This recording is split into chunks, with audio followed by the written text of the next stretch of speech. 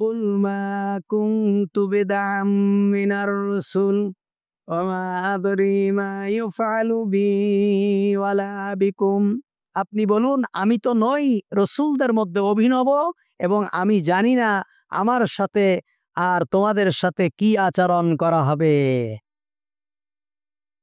এই একটা খুব গুরুত্বপূর্ণ আয়াত।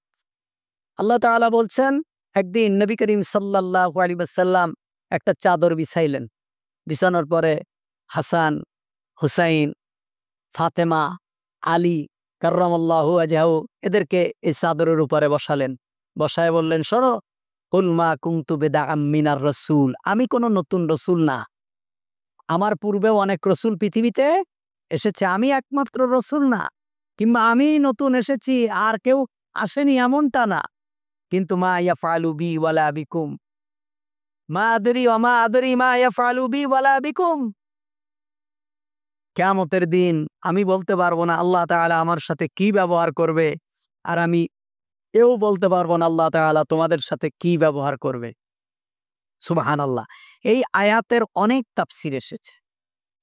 অনেক তাফসীর এসেছে কি, যে কুল মা কুনতু বিদআম মিনার রাসূল, আমি নতুন কোন রসুল না, কিয়ামতের দিন আমার সাথে কি ব্যবহার করা হবে আমি এটা জানি না। এর অনেকগুলো তাফসীর আছে। তা নবীর সাথে কি ব্যবহার করা হবে নবী কেন জানবে না? কারণ নবী করিম সাল্লাল্লাহু আলাইহি সাল্লামের সাথে তো আল্লাহ তাআলা উত্তম ব্যবহার করবেন, এবং নবী এবং তার অনুসারীরা জান্নাতি হবেন। আল্লাহ তাআলা অনেক জায়গায় বলেছেন। কিন্তু আল্লাহ তাআলা এখানে এই কথা বললেন কেন? নবীর তো আল্লাহ তাআলা আগের এবং পরের সমস্ত গুনাহ কি করে দিয়েছেন? মাফ করে দিয়েছেন। লিয়াগফিরাল্লাহু মা তাকাদ্দামা মিন যামবি ওয়া মা তাআখার। নবীর নবুয়াতের আগের এবং পরের সব গুনাহ আল্লাহ তাআলা মাফ করে দিয়েছেন। তার মানে কি, নবীর কোনো গুনাহ নেই, নবী মাসুম। তাহলে আল্লাহ তাআলা এই কথা বললেন কেন? হাসান বসরি রাদিয়াল্লাহু তাআলা আনহু এই আয়াতের তাফসিরে বলেছেন, পরকালে যে আমি জান্নাতে প্রবেশ করব এ ব্যাপারে আমি নিশ্চিত। নবী করিম সাল্লাল্লাহু আলাইহি ওয়াসাল্লাম এই কথা দ্বারা এইটা বলেননি যে কিয়ামতের দিন আমারে আল্লাহ দোজখ দেবে না বেহেশত দেবে আমি জানি না, এটা না। আমি যে কিয়ামতের দিন জান্নাতে যাব এটা নিশ্চিত। দুনিয়ার জীবন ভবিষ্যতে আমাকে কোনো নবীর ন্যায় হত্যা করা হবে, নাকি সাধারণ জীবনযাপন করে আমি আল্লাহর সান্নিধ্যে উপস্থিত হতে পারবো, এটা আমার জানা নেই।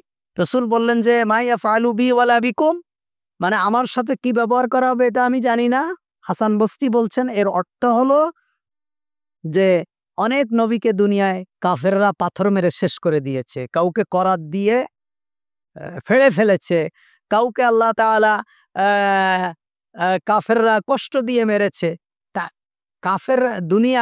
কাফেররা দুনিয়ার মানুষরা আমার সাথে কি ব্যবহার করবেন, আমি দুনিয়ার থেকে কিভাবে যাব এ কথা আমি জানি না, এবং তোমরাও যে দুনিয়া থেকে কিভাবে যাবা এটাও আমি জানি না। হাসান বসরি রাদিয়াল্লাহু তাআলা আনহু এই আয়াতের অর্থ তাফসীর এভাবেই করেছেন। অনেকেই এর উপরে মতামত দিয়েছেন, কিন্তু দুনিয়ার অন্যান্য পরিণাম সম্পর্কে তিনি ছিলেন অবহিত।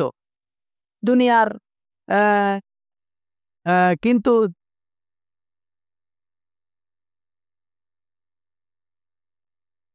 নবী করিম সাল্লাল্লাহু আলাইহি সাল্লাম তার অনুসারীদেরকে নিয়ে জান্নাতে যাবেন, এটা ঠিক। কিন্তু অন্যদের পরিণতি যে কি হবে, দুনিয়ার অন্যান্য মানুষদের পরিণতি কি হবে, এটা রাসূল সাল্লাল্লাহু আলাইহি সাল্লাম জানতেন না।